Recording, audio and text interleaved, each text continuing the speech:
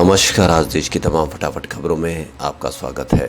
खबरों के लिए आपसे निवेदन है कि आप हमारे चैनल को सब्सक्राइब कर सकते हैं और बेल आइकन की घंटी अवश्य बजा दें। तो बढ़ते हैं खबरों की ओर। महाराष्ट्र में बीते दिनों एकनाथ शिंदे की बगावत से आए सियासी संकट के बाद सुप्रीम कोर्ट में टीम शिंदे और उद्धव खेमे द्वारा दायर याचिकाओं पर आज अहम सुनवाई होनी है। कोर्ट की सुनवाई अगर उद्धव ठाकरे के पक्ष में गई तो महाराष्ट्र की राजनीति की दिशा फिर एक बार बदल सकती है। वहीं अगर कोर्ट ने शिंदे के पक्ष में फैसला सुनाया तो सरकार के साथ साथ उद्धव ठाकरे के हाथ से पार्टी सिंबल भी जा सकता है। महाराष्ट्र राजनीतिक संकट की याचिकाओं को सोमवार को सुनवाई होनी है। न्यायाधीशों ने अंतिम सप्ताह में दोनों गुटों की तत्काल सुनवाई से इनकार करते हुए कहा था और 11 जुलाई की तारीख दी थी। भारत की लगातार विस्फोटक होती जनसंख्या देश के सामने गंभीर चुनौती बनकर खड़ी है। सीमित संसाधनों पर निर्भर होती असीमित जनसंख्या देश में खाद्यान्न संकट, पर्यावरण प्रदूषण, रोजगार संकट, शिक्षा का अभाव और महंगाई जैसी समस्याएं पैदा कर रही है। यह समस्या भारत ही नहीं बल्कि पूरी दुनिया झेल रही है। इस समस्या से निपटने और इस पर नियंत्रण पाने के लिए 11 जुलाई 1989 को विश्व जनसंख्या दिवस के आयोजन की शुरुआत हुई। भारत को इससे कोई लाभ मिला या नहीं, आज हम इस पर महत्वपूर्ण बात करेंगे।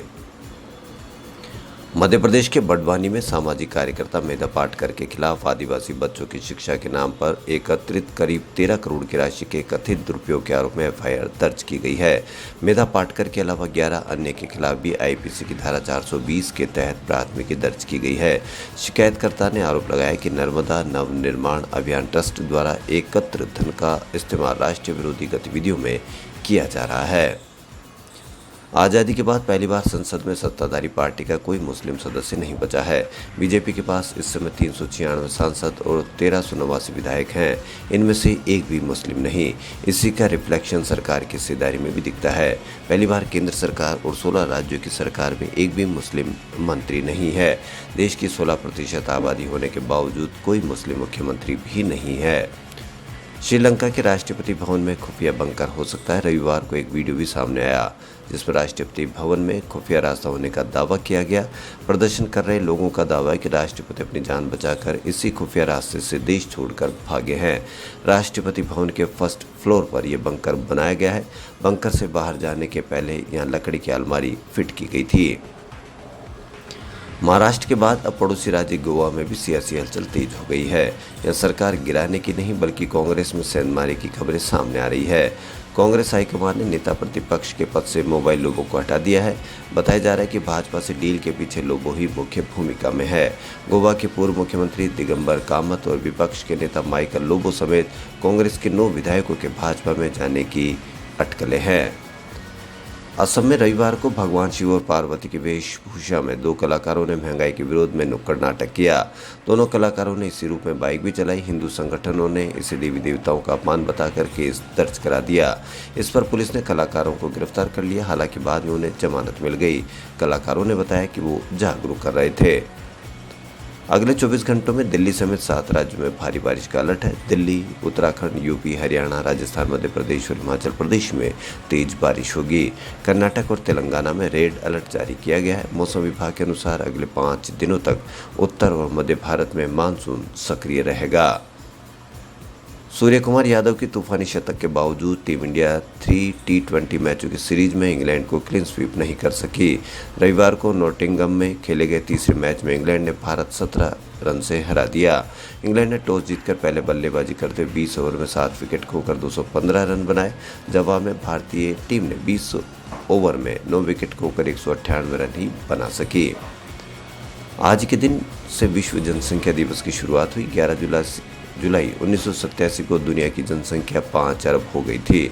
संयुक्त राष्ट्र संघ ने इस पर चिंता जताई थी। इसके बाद 11 जुलाई 1989 को संयुक्त राष्ट्र में बढ़ती आबादी को काबू करने और परिवार नियोजन के प्रति लोगों को जागरूक करने के लिए एक कार्यक्रम का आयोजन किया गया।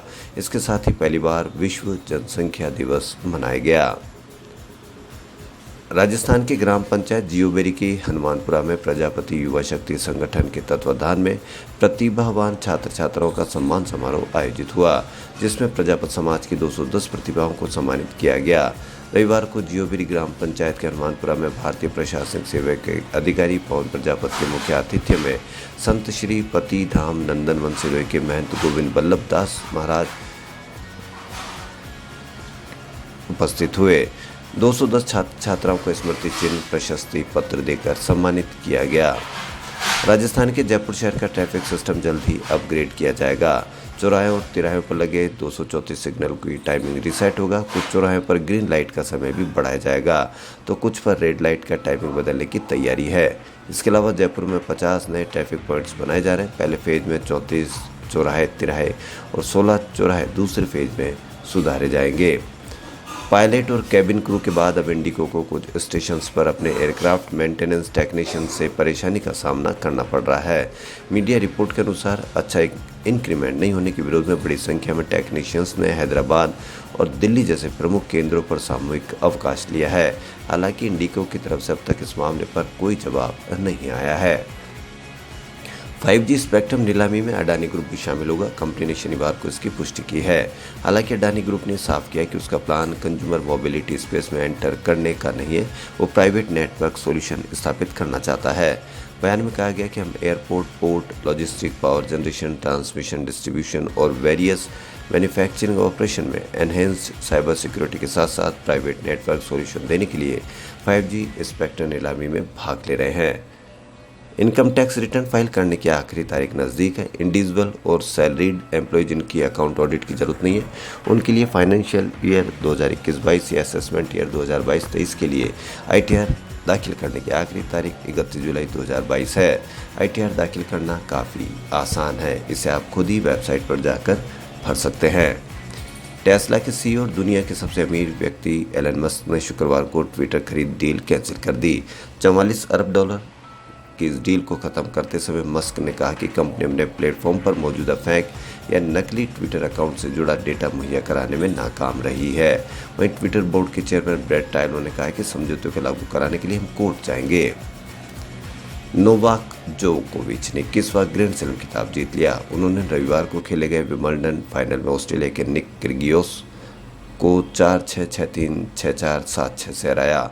जोकोविच अब सबसे ज़्यादा ग्रैंड स्लैम सिग्नल्स खिताब जीतने के मामले में राफेल नडाल से सिर्फ एक कदम पीछे हैं। नडाल के नाम 22 ग्रैंड स्लैम है। अमेरिका के राष्ट्रपति जो बाइडेन ने शुक्रवार को कहा कि फेडरल कानून ने अमेरिका में गर्भपात के अधिकारों को सबसे तेजी से बाहर करने की पेशकश की है।